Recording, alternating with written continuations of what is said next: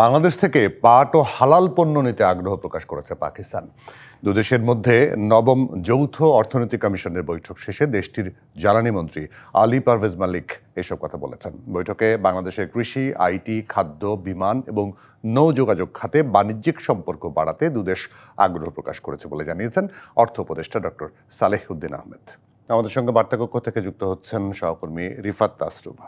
রিফাত তাসনুভা, মানে আমাদের সঙ্গে পাকিস্তানের বাণিজ্য ঘাটতি বিশাল, কিন্তু 23-24-এ দেখা যায় $70 মিলিয়ন আমরা রপ্তানি করেছি, ওরা করেছে আমরা আমদানি করেছি $700 মিলিয়ন। এই ঘাটতি পূরণ নিয়ে কোনো কথা হয়েছে কিনা?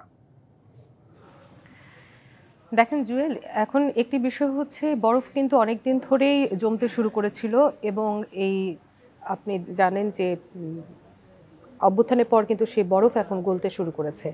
মূলত এই বাণিজ্য ঘাটতি নিয়েই আজকে আলোচনা ছিল এবং এর আগেও কয়েক দফায় এক দফা বা দুই দফায় হয়েছে এই বাণিজ্য ঘাটতি নিয়ে আলোচনা। আজকে একটি পজিটিভ দিক আমরা লক্ষ্য করেছি যে বন্দর, করাচি বন্দর ব্যবহার করার জন্য বাংলাদেশ চেয়েছে এবং পাকিস্তান কিন্তু তাতে সম্মত হয়েছে। এটি কিন্তু বাণিজ্য ঘাটতি পূরণে একটি বিশাল দিক আমরা বলতে পারি।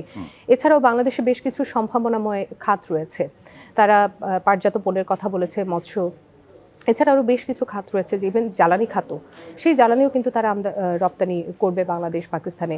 কিন্তু রপ্তানির ক্ষেত্রে কিন্তু কিছু বাধা রয়েছে। সেই বাধাগুলো যেমন শুল্কমুক্ত সুবিধা, কোটামুক্ত সুবিধা, এই সুবিধাগুলো কিন্তু বাংলাদেশ চেয়েছে।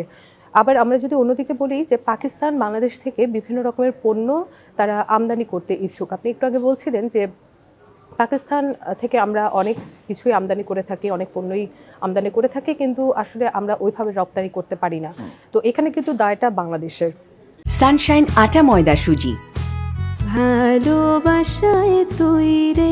রপ্তানি আমরা কিভাবে বাড়াতে পারি, কিভাবে বাড়ানো যায়, আমরা সবসময় বলে থাকি যে প্রোডাক্ট ডাইভার্সিফিকেশন, এবং আমরা সবসময় বলে থাকি আমেরিকার বাজার ছাড়া অন্য কোনো বাজার ধরার কথা। তাই পাকিস্তানের বাজার কিন্তু বাংলাদেশের জন্য একটি অত্যন্ত সম্ভাবনাময় বাজার হতে পারে।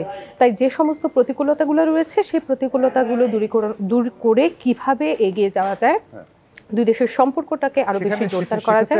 আরএমজি নিয়ে কি কোনো কথা হয়েছে আজকে বৈঠকে? বা দেখেন, বাংলাদেশের পোশাক খাত কিন্তু সবসময়ই সমাদৃত এবং পাকিস্তানও কিন্তু পোশাকের জন্য বেশ সমাদৃত। বিশ্ববাজারে যদি বলি যে পাকিস্তানের যে পোশাক রয়েছে সেটা কিন্তু আমাদের দেশেও প্রচুর পরিমাণে আসে এবং আমরা সেটা ব্যবহার করে থাকি, বিশেষ করে মেয়েদের যে ড্রেসগুলো রয়েছে সেগুলো।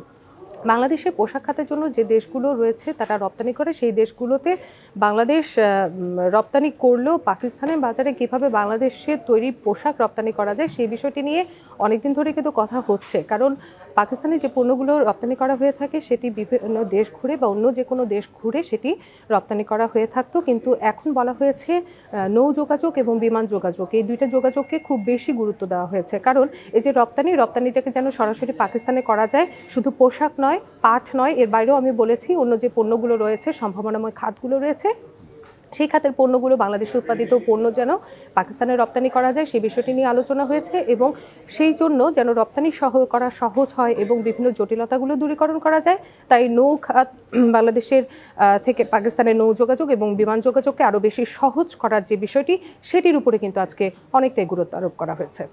আমরা আশায় থাকলাম, দেখা যাক। বৈঠক তো মাত্র হলো আজকে, সেটা যদি সম্ভাবনা তৈরি হয় এবং আরও ব্যবসা ঘাটতিটা কমে তাহলে তো আমাদের জন্য ভালো।